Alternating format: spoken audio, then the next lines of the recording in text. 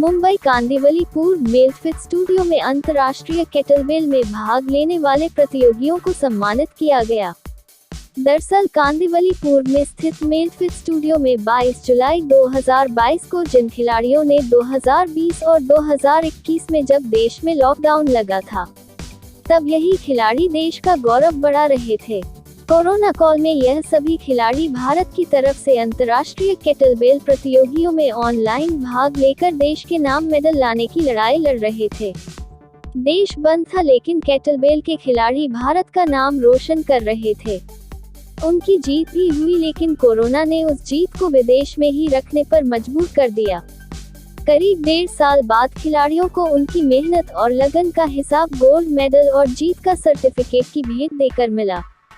हालांकि उस वक्त ऑनलाइन जीत का जश्न जरूर मिला था। इस सप्ताह विदेश से खिलाड़ियों के जीते हुए मेडल आने के बाद मुंबई के उद्योगपति व समाज सेवक अशोक सिन्हा के हाथों इन सभी खिलाड़ियों को विनिंग सर्टिफिकेट व मेडल देकर सम्मानित किया गया।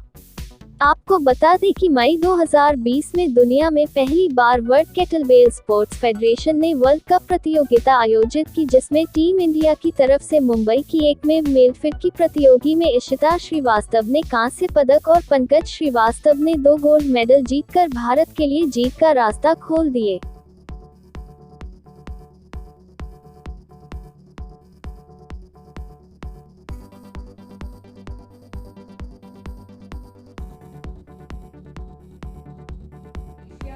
ऑनलाइन चैंपियनशिप के लिए जो सितंबर 2020 में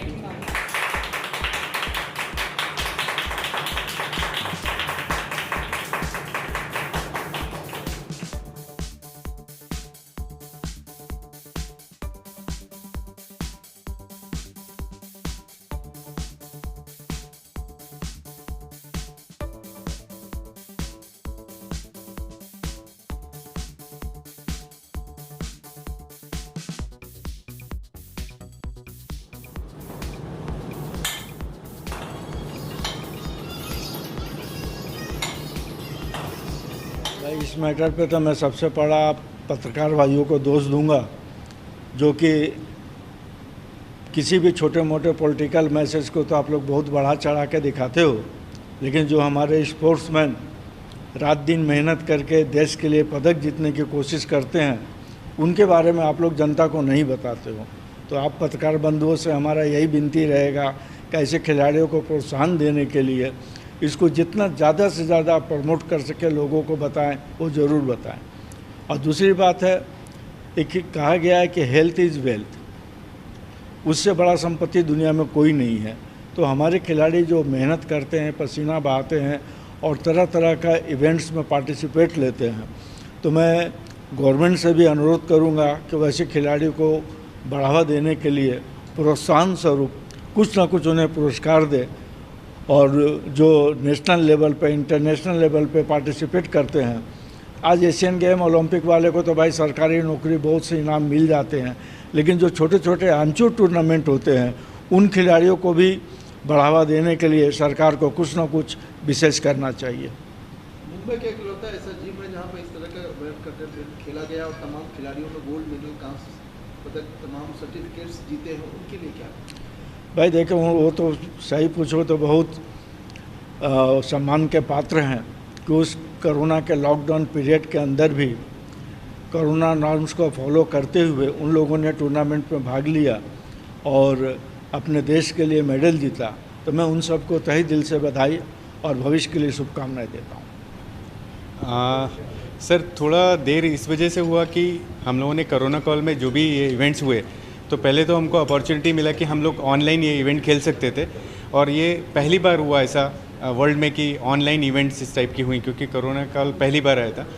तो इस समय काफ़ी चुनौतियाँ थी हमारे पास में कि परफॉर्म कैसे करें, उनको वीडियोस कैसे सेंड करें, और पूरा वीडियो एक का कंटेंट में होना चाहिए था।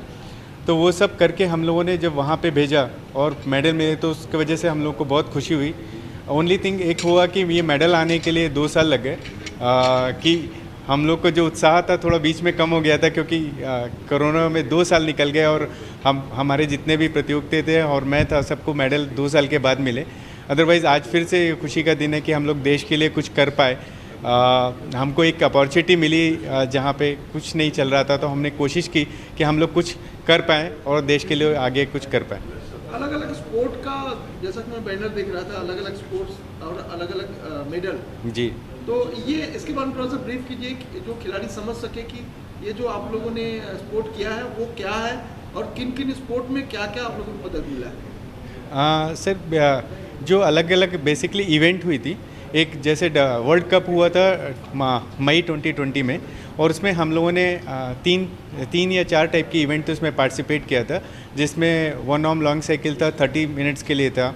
2 आर्म लॉन्ग साइकिल था 10 मिनट के लिए, और स्नैच था 10 मिनट के लिए। तो डिफरेंट इवेंट में पार्टिसिपेट किया, जिसकी वजह से हम लोग को एक इवेंट में 3 मेडल मिले। इसके अलावा उसका फिर एशियन चैम्पियनशिप हुई, जहाँ पे दूसरी कंट्रियों ने, बाकी सब कंट्रियों में भी एशियन कंट्री ने पार्टिसिपेट किया, तो उनके अलग से मेडल मिले। उसके बाद फिर से 2021 में जो लॉकडाउन आया उसमें नॉर्थ अमेरिका और नॉर्थ कैलिफोर्निया के 2 अलग इवेंट हुई,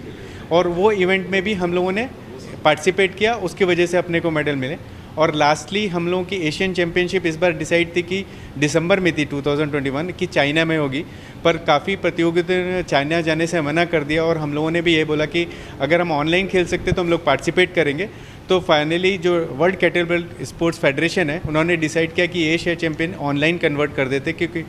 कोई भी एथलीट चाइना नहीं जाना चाहता था। तो चाइना नहीं जाने की वजह से हम लोगों ने यहाँ से पार्टिसिपेट किया, जिसमें हम लोगों ने 30 मिनट्स के इवेंट्स में पार्टिसिपेट ज़्यादा किया, और हमारे सभी प्रतियोगियों को ने उसमें अच्छा प्रदर्शन किया, सबको गोल्ड मेडल्स मिले। हाँ, ये बात तो हम कह सकते हैं, क्योंकि केटलबेल स्पोर्ट्स इंडिया में अभी काफ़ी जगह, काफ़ी स्टेट में चल रहा है, लेकिन हमारी जो टीम है, मेल्टफिट टीम है, जिन्होंने पार्टिसिपेट किया ये सब कंपटीशन में, और मैक्सिमम मेडल्स हमने हमेशा गोल्ड मेडल ही जीता है। 1-2 सिल्वर और ब्रॉन्ज मेडल भी आए, लेकिन मैक्सिमम गोल्ड मेडल हम लोगों ने जीते। तो ये यूनिक एक्सपीरियंस ही है हम सब के लिए। मैंने शुरू किया था केटलबेल जब मैं 14 साल की थी, और मैंने टीम मिलफिट के साथ ही किया है, और यहाँ के कोचेस ने मेरी बहुत मदद की है और मुझे बहुत अच्छा लगा ये सब करके। फिर धीरे धीरे मिलफिट के थ्रू हम लोगों ने स्टेट लेवल, इंटरनेशनल लेवल सब धीरे धीरे आगे बढ़ते रहे, और बहुत अच्छा एक्सपीरियंस रहा है पूरा करके। एंड